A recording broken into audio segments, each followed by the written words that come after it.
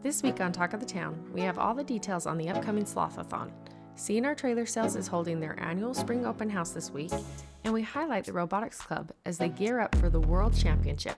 We also have plenty of sports highlights.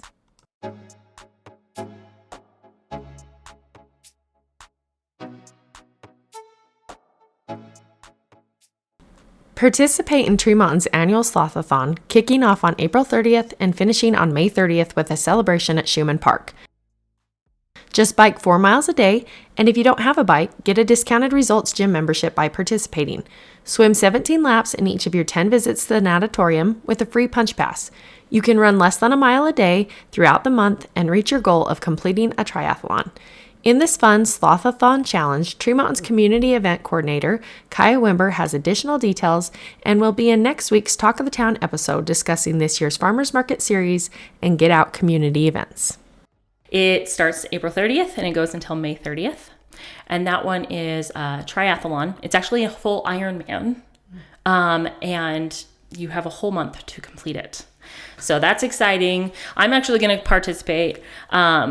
Kind of help myself as well. But when I first was hired, this was an idea that Zach's like, okay, we want to do this again too. Mm-hmm. So, and that's going to start off, we're going to have our starting line event at Jeannie Stevens Park on April 30th at 7:30. And even if you haven't already registered, you can come and register there. And it's going to be a lot of fun. So get everybody, they're going to have vitals taken. We're going to give you all the information on the tracking app that we have available for them to use, but it's also for us to see where everyone's at so that as they gain their goals, they can get the prizes.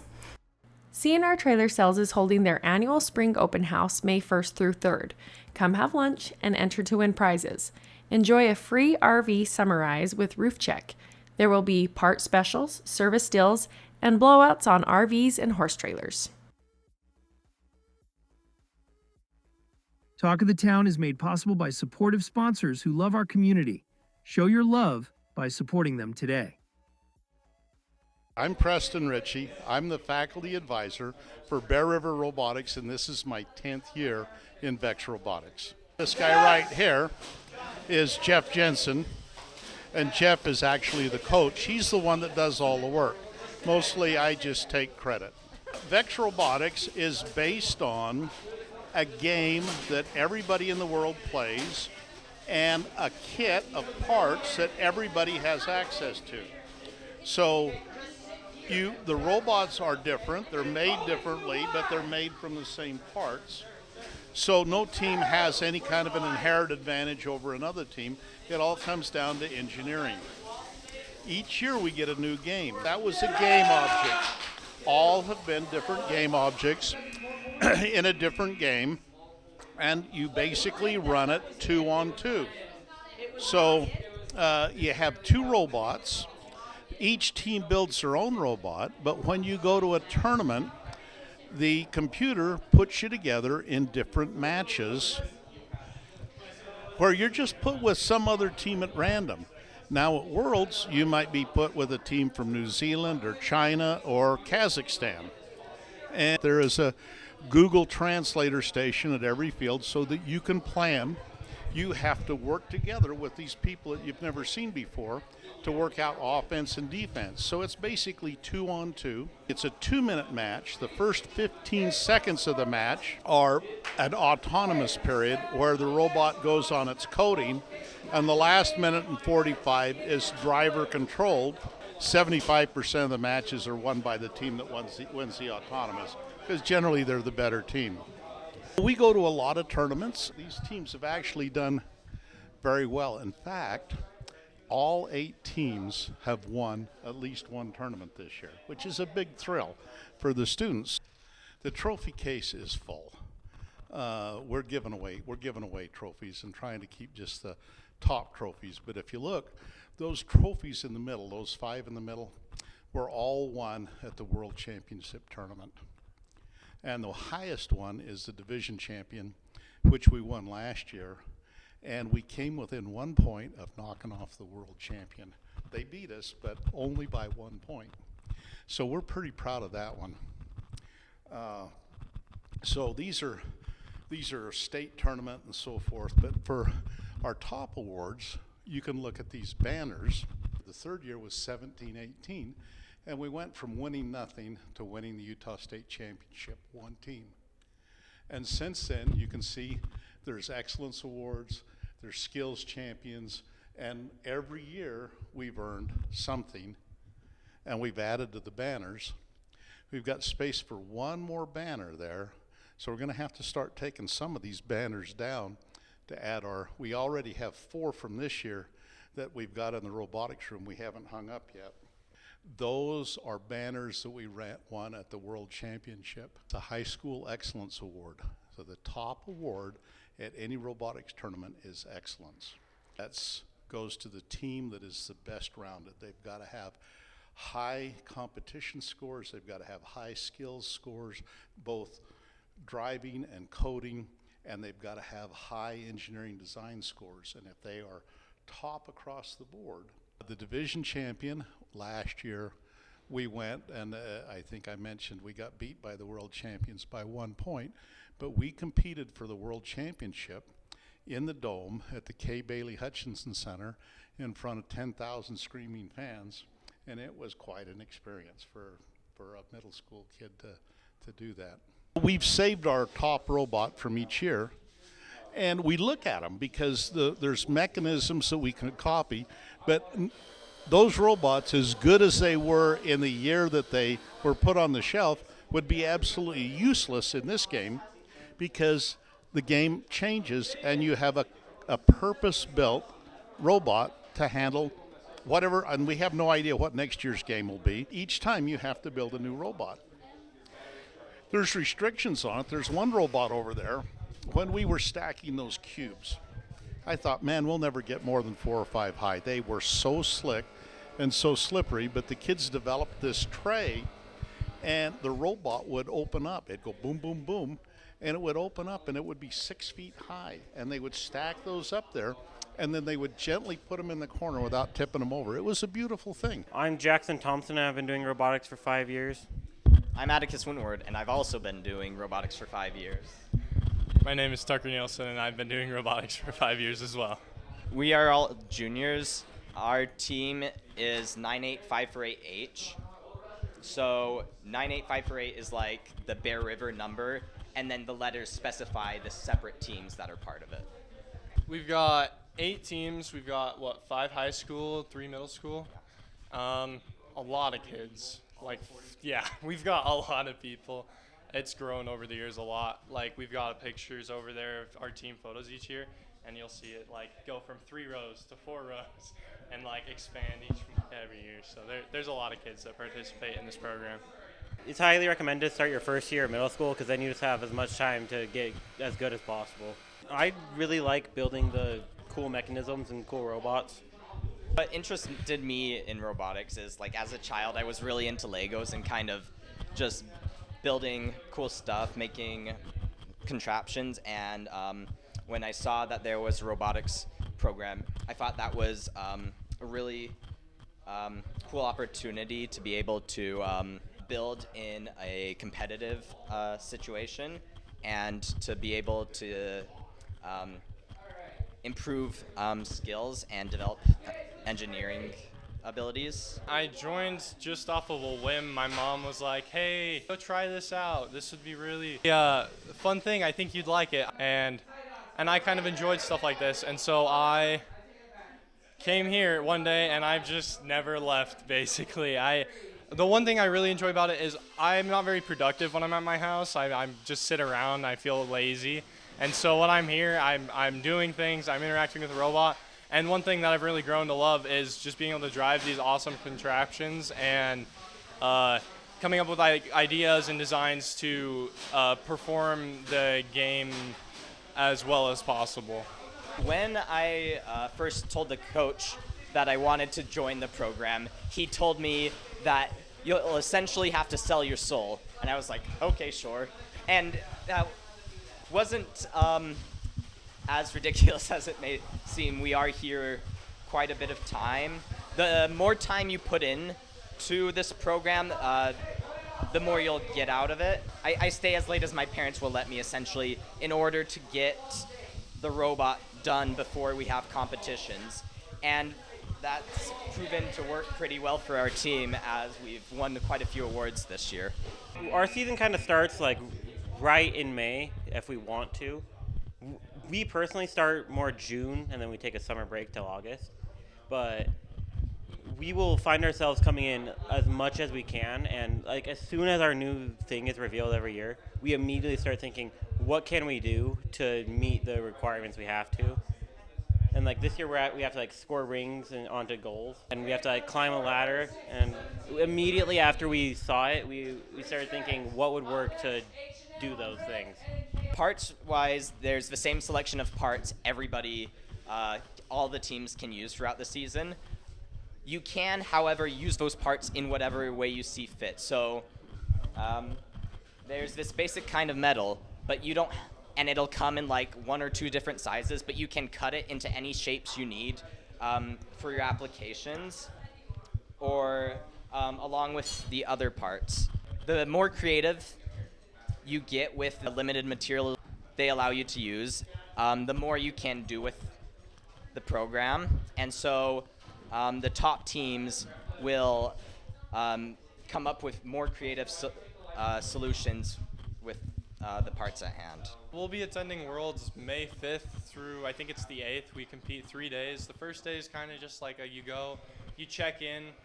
Your robot has to meet certain requirements, like size requirements and whatnot. And so you have to be within the rules. And so we have built our robot to those requirements. And so the first day we'll go and do that, and then there's a skills challenge, and essentially what that is you perform the game, but you only perform it by yourself instead of having 3 other robots on the field as well as you. And so in the skills challenge, you will score as many points as you possibly can, and they'll have a little bit of rule changes so it's not as easy to score as many points. And so that's like the first thing you can do the first day. The next day, they'll start having qualification matches, and so you'll compete with 2v2 matches against other teams from all around the world, and it's really fun. And then the last day, you finish up those qualification matches, and then you go to something that they call the Dome, and it's basically the best of the best teams of that game that year, and it's this big arena that you've got like 3 fields down on the floor, and you've got this whole thing filled with a bunch of kids that love to do the same thing you do, and just you get to watch and have fun. Or if you do well enough, we had a team last year, a middle school team, that made it down into the Dome and competed, and unfortunately they lost in their first match, but they only lost by 1 point to the eventual world champions. So it's really fun to go to Worlds and compete against all those other teams. Like Atticus here, he just started out with Legos. Like, it's as simple as that. Like, you're just taking these simple parts and you're putting together a contraption, and it really just lets you like activate your imagination. Come try out robotics. Who knows, you might like it. My name is Molly Page, and this is my 2nd year in robotics, and I am a freshman. A couple years ago, I participated in Lego robotics with my during 6th grade, and that was just like such a fun, amazing experience for me. And so a few years later, I come here as an 8th grader. I come late in the season, and well, it's just like different, you know? I was a little bit scared at first because I was the only girl out of like 20 boys. And so it scared me at first, and I was super intimidated, and I didn't come for a long time. And then like halfway through the season, it was like December. So my team's N. We started N team, and the coaches asked me to be a part of N team. So that's really what got me here. Is I started competing, and I just grew to love it. It's not as scary anymore. I love it. I love being here. And I grew up with 1 other sister, so being here is just like a new experience. I get to meet new people, and I love traveling with the team. That's my favorite part, is traveling to different competitions and just meeting people. And I got elected as our team captain this year. So some of the qualities that you want to have to be a team captain is you want to have like really good organization skills and good managing skills. I ended up being team captain, which I love. one of my favorite parts is traveling to different competitions and meeting new people. But I also just love like the robotics community. Just like having that sportsmanship and just like being nice to everyone. It's super fun. And I love being in the robotics room too. Our team actually just qualified a week ago for Worlds. We unfortunately lost state, so we did not qualify at state, but we got qualified off the waiting list. So basically after the whole season's done, they put everyone on a waiting list that didn't qualify. And they, as people like drop out of Worlds, they just throw teams off the waiting list into the Worlds. It's in Texas this year. I love Texas. It's up in Dallas. And it's just like such a big, fun like convention to go to. And it's very stressful, but it's so fun. Yes, I would recommend this to other kids. You learn so many amazing qualities, and it teaches you so much, and it prepares you for the workforce. And I would say, especially for girls to come into this, yes, come into this. It's scary. It's so scary, but it's so much fun. Freshman batting 237. Our pop-up is caught here by the Higginson waiting on another pitch. Wilson with the delivery. Swung on and missed on our first. Frank Mace going to strike out for out number 2. Wilson with a 1-2 pitch. And Orton will swing at this one right on 403 and sends this one into left field in a little bit of trouble with it. This one rolls out to first on good hard. Pops this one up, straightens it out. It's deep, and it's off the fence. There's a 2-2 swung on a miss. And that'll be a Frank Mescrew strikeout number 3. This one popped up high. Douglas underneath, but gets called off. Sent out the tire. Donegan will get strikeout. We got poke up and losing it in the sun. Boston Lish. And Spanish Flora. Just excellent hit. This one will get over. Straight down here to Smith. We'll drop in front of her score. I'm not going to bet any money on that. And just a little quick bunt back over to Wilson. And in there for Frank Mace. Skidoo go to. Chop back over to her. She'll fill it. Back over to Richards and we will. Deep hit, center field, Aubrey Fry. And Frank Mace Skidoo strikeout number 6. Swing and a miss. Whoa, nice stroke. This is not a bunt. Good hit. It's going to get to the fence. Right. Good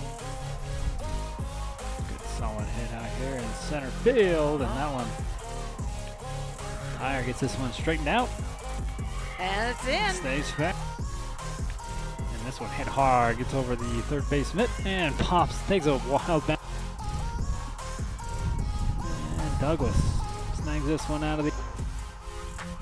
Swing and a miss and a Frank Mace could do. Swing and a miss, and they will go down. A little slow roller back over to Olsen. They will string.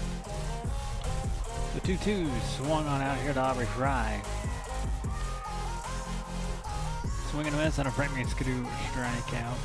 Now the 1-2 swung on and missed, and Sammy with the sac fly. pops this one up high. Remember, 2 outs, and Bella will score. Spanish Fork is a really good ball club. I mean, that coach, Nat Jarvis, has coached for a very long time, and she is one of the best in the state of Utah. Like, I have so much respect for her. And their team, yes, they're young, but they're still going to be in the top. They always will be, just because of the way they carry themselves, the way they're coached. So kudos to their program. But our girls came out, we played, and it was a really good bounce back game because of the way we played on Friday. We did not play well. So this was really good to come back and actually get the bats working and have Kate's back. So it was really good. Region champs, you guys claimed that title for this year. What's that feel like? So proud of the kids. They deserved it. They worked their butts off the entire time, and they've done everything we've asked them to do and more. So it was all on them. Tell us about Kate. I mean, she's consistent. Every time we've been here, she's double-digit strikeouts. Just tell us about her. Kate's a warrior. I mean, she has the mentality that no one's going to beat her. And it's so fun to watch her because she brings the energy for the entire team. Every single game. You don't even have to worry about it. She's got everyone's back and brings the energy. And really, all of Kate's success goes to Coach Kinsey. Those two together, they are unbelievable. Kinsey trusts Kate, Kate trusts Kinsey, and it's so fun to watch them throw. Sad update, Molly's got some issues with the knee. She's going to be out for quite some time. Give us a little update on her, and Sammy stepping in to take that position. Yeah, unfortunately, Molly tore her ACL, her MCL, and a whole bunch of other things. It was quite a doozy. She's probably going to be out 9 to 10 months, which has been really hard for our team. And I honestly think that's kind of what played into Friday. We were a little bit lost without her, and we probably will continue to be lost without her for the year. She was a huge, huge player, but she's in the dugout. She's one of the loudest kids cheering, like just being a good teammate. So we love Molly and everything that she does for our team. But it was really fun to have Sam sit in there, and she stepped up in a big way. I think she went 3 for 4. I'm not exactly sure, but had a few RBIs, and like that's what we need. We needed someone to come in and fill a spot, so it was good. You're for the second for the state as far as strikeouts go. What's it like to have that kind of under your belt right now, and maybe even going for that number 1? Oh, that's so cool. I didn't even know that. Yeah. I think Allie a lot. She gets a lot of strikes for me. She works really hard behind the plate, and Kenzie has really good pitch calls. And yeah. And so, Kenzie, just tell us a little bit about what that's like to be able to coach her. I mean, you've been the pitching coach for a couple years now, right? And so just what's that like to be able to have someone like Kate in that role? Yeah, I think a lot of her success comes from trusting me. I think when you have a pitcher that trusts you as a pitching coach, it's a lot easier to work together.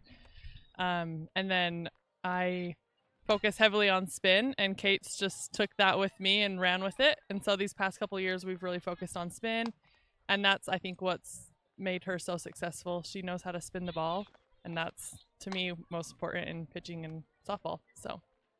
And I know she doesn't like to brag about herself, but let's let you brag about her a little bit. What do you think are the good qualities she has? Yeah, I mean, I guess just she throws hard. That's been huge, but also her pitch placement, that's huge. When you can hit spots, you're a lot more successful, and it's a lot easier to set batters up when you are hitting spots. So when she's hitting spots, when she's throwing hard, she's on, and it's fun to set batters up and get those strikeouts. You're going to be our grill player of the game today, so that's for you.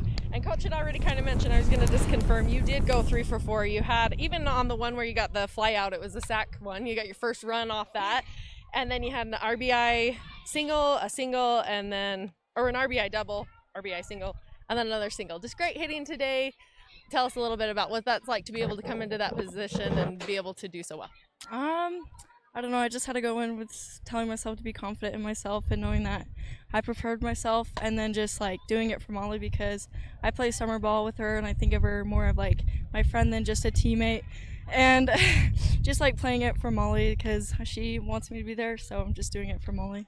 As a freshman, I mean, we've seen you come in, do some base running and stuff. What's that like to be able to play at third and, you know, be hitting at the varsity level? Just like telling myself that I've faced these girls before and just trying to, I don't know, stay confident and just not think too much about it and just stay complacent on where I'm at right now. So yeah. Is there a game that you're looking forward to the rest of the season? Probably playing in state. I think it'll be fun to go in and see how I do and just seeing where the team does and how we do. So yeah. Lefty Dixon finding Bridger, giving it back to him. He'll have to shoot with the left. That combination. Good pressure by Norton with a shot. Off the top, Paul.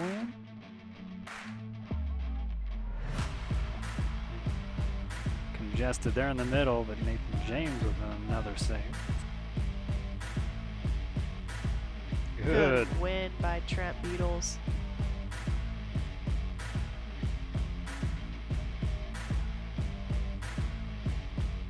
Diaz hoping for a goal to.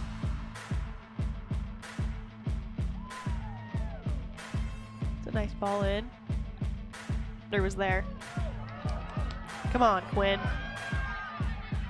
Jackman with a shot and gonna just miss it wide. Great ball in by Beatles. He has control on the far side.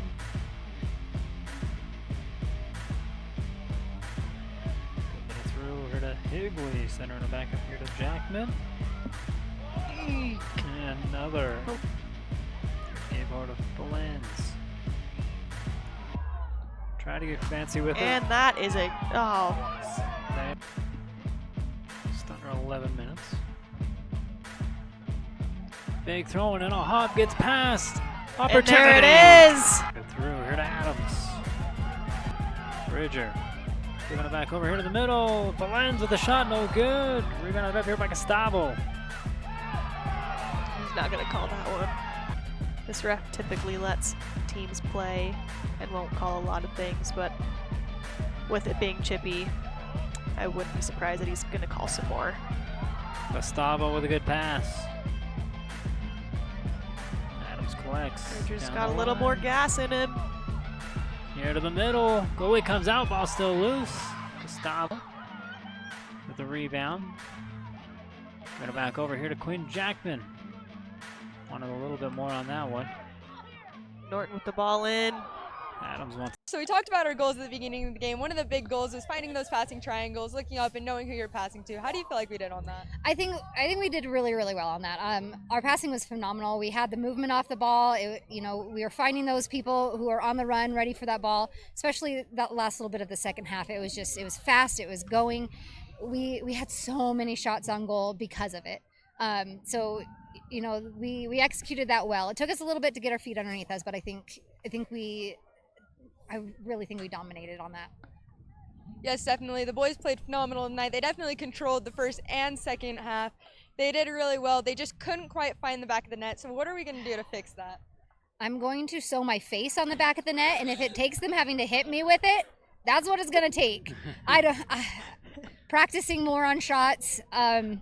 It's something that we remind them all the time of, keeping your toe down, keeping your knee over the ball, keeping our body moving forward so that we get that power moving into it rather than up it. When someone can find out how to motivate these guys to find the back of the net, please let me know. We had a good goal. It was really pretty. We had lots of shots. It is just finding the back of the net that we have that hurdle, and we're gonna get over it, and then it's game over for everybody else. Talking about the other side of the field, the flip side, Nate James had some killer saves. What do we have to say about him and our defense tonight? I mean, our defense is they are a wall.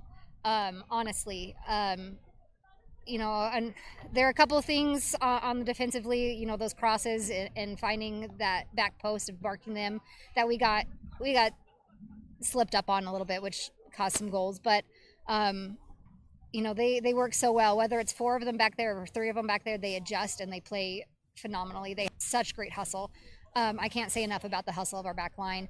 And Nate, I include him in that too, because he is the ultimate control of that back line and what they do and where they go by what he sees. He had some phenomenal saves coming out on those and those 1v1s and being able to get to the ball first. So just keep on going at the momentum and coming out strong. Ball.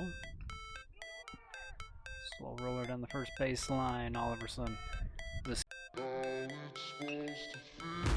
And it's out of the reach. Here's the third baseman.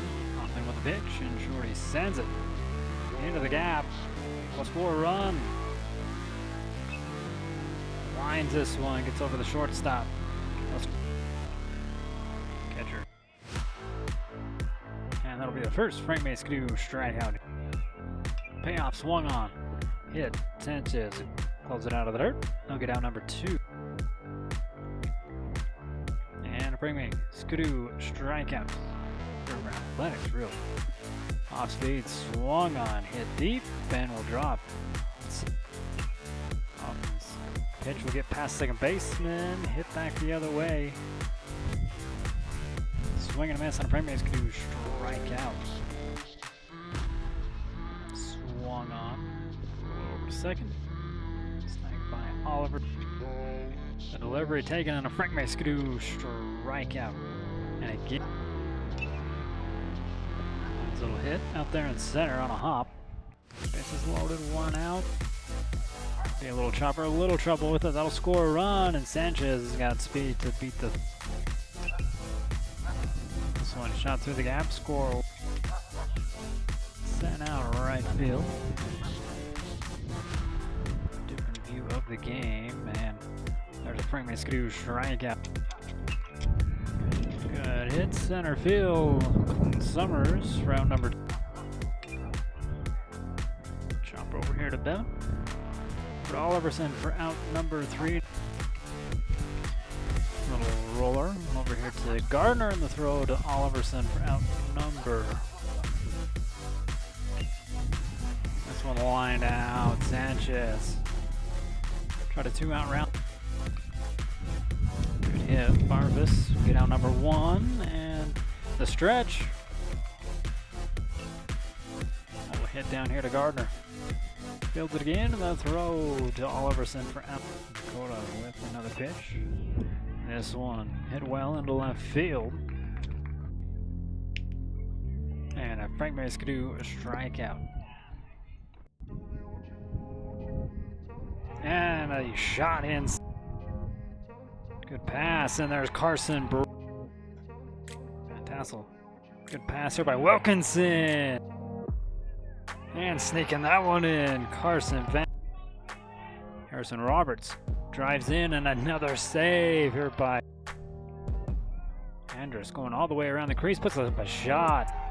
Guard, here's a pass up top, here's a shot, and another block here by Tyler Owen.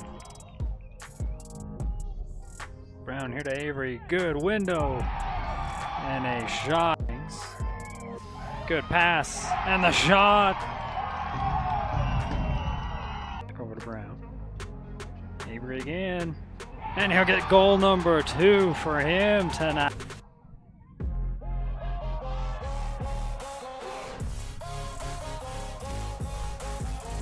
Good pass inside, there's a shot and a goal. Cash Avery with the hat trick. Good open up here for Tucker, and that one will go in. Tucker Nielsen for the Mustangs, gonna take a shot. And another save here by Tyler Owen.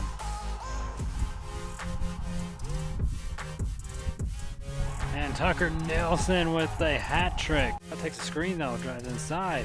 Already with the hat trick, there's goal number 4. What an amazing game to take the win, especially against Mountain Crest on senior night. 4 of our Bears that scored tonight, 3 of them were seniors, and they all got hat tricks. How was that? How does that feel? Well, that's leadership. I just love it. It was their night, it was their time to shine, and I'm so glad that they were the ones to step up. Like it. I mean, Cash Avery, where'd he come from? You know, it's so good to finally see him, you know, step up and to be a huge impact player. But all 3 of them, like, it's truly blessing to have them. I'm going to miss the crap out of them, but I'm glad I got them the rest of the season. I'm just very proud of them. They did on a great night tonight. What can you tell us about this group of seniors? They believe in each other. Like, they have worked hard the last 4 years to get where they're at, and they finally believe in themselves, and they know that. And today was the most complete game that I've seen.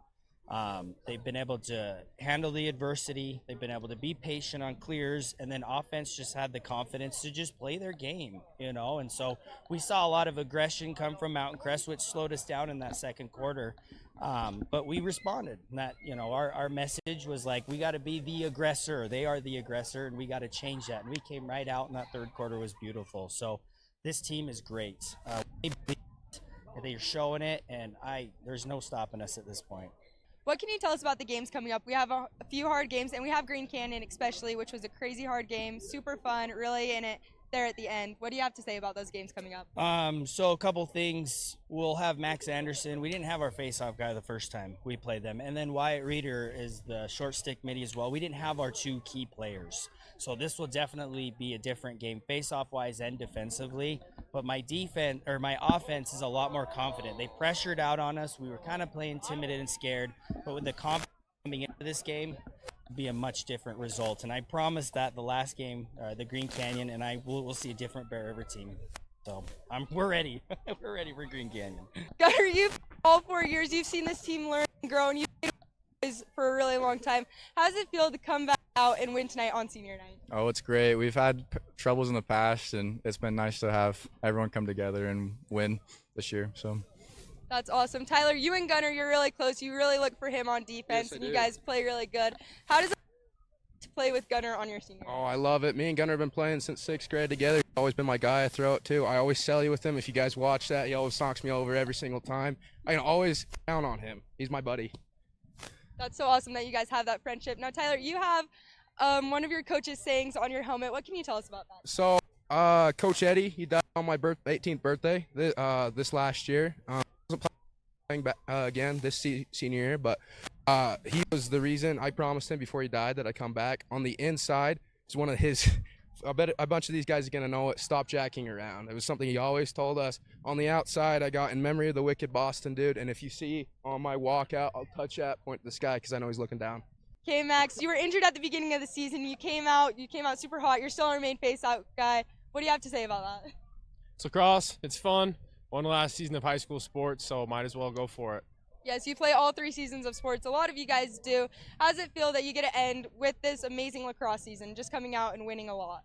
All these dudes are fun to be with. It's a very successful program, and who doesn't like winning? So happy to be here. That's amazing, Max. Thank you.